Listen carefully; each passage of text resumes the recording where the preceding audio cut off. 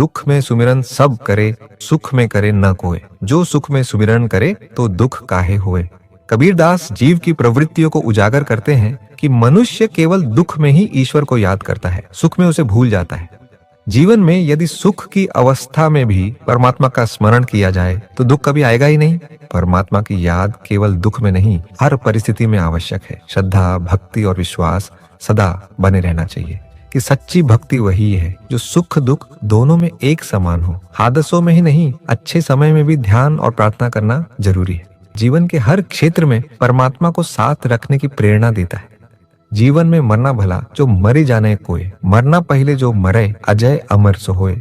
इस दुए में कबीरदास जीवन जीते हुए ही अपने अहंकार, वासना और मोह माया को मृत करने का संदेश देते। यहाँ मरना शारीरिक मृत्यु नहीं, बल्कि भीतर बैठा हुआ स्वार्थ, लालच और अहम जैसे अवगुणों से परे उठना है। जो व्यक्ति अपनी इच्छाओं, क्रोध, द्वेष और लोभ पर काबू पा लेता है वह वास्तव में अजेय और अमर हो जाता है। कबीर कहते हैं कि संसार में भटकने के बजाय अपनी चेतना को जागृत करके अपने भीतर के दोषों का अंत कर लेना असली मोक्ष है। आत्मा का शुद्धिकरण करने से आध्यात्मिक जीवन स्वतः शुरू हो जाता है। ये दोहा सिखाता है कि आत्म विकास, साधना और भक्ति के लिए जरूरी है कि पहले अपने अहंकार और इच्छाओं का अंत किया जाए। जब तक व्यक्ति अपने दोषों के साथ जीता है तब तक वह सच्ची मुक्ति या शांति नहीं पा सकता। वह जीवन जीते हुए ही अपने भीतर का बदलाव लाने की प्रेरणा देते हैं। इससे व्यक्ति मृत्यु के भय से मुक्त होता है, क्योंकि उसने जीते जी मरना सीख लिया। सबसे बड़ी विजय अपने ऊपर काबू पाना है और वही इंसान सच्चा, मुक्त और अमर कहलाता है।